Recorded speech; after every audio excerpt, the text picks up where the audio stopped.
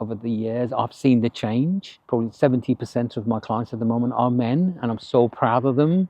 A topic that I find very interesting, and I personally feel very passionate about, it's about men's mental health.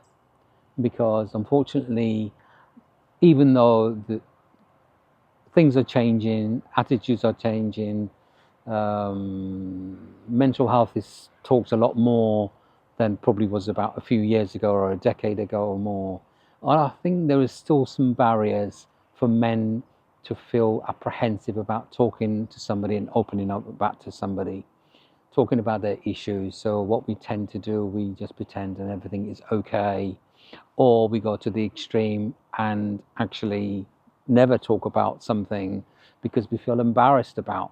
This is very much is an attitude that is built in all of us since childhood. When you think about the notion of big boys don't cry, or the notion of, put up, man up, shut up. And that's what we condition and we grow up with. And therefore we see that as a vulnerability, as weakness. So therefore we bury everything deep. We keep putting everything inside because we don't want to be embarrassed. We don't want to be ashamed. We don't want to be vulnerable, and because we believe as men, vulnerability is a weakness, which means we don't seek help, which means even if we don't go to therapy, we don't find it easy to talk to our families, to our friends, to the people that are close to us, just to offload those emotions, those concerns, those worries, because we are constantly put into this frame of that we are men, we're supposed to be tough, we're supposed to be just managing things, we're supposed to be just put up with things.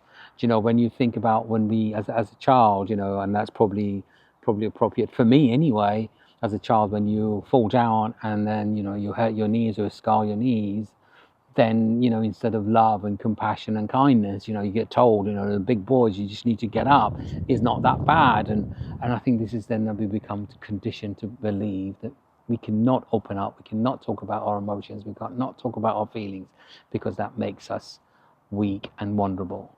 And in my therapy room over the years, I've seen the change.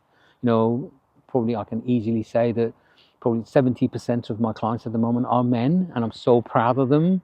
And it's from young people of age of 18, 19, to men who are from the army or bodybuilders, and they look very scary from the outside, and yet they would have never talked about their vulnerabilities. They never would have talked about the things that is important to them, or their loss.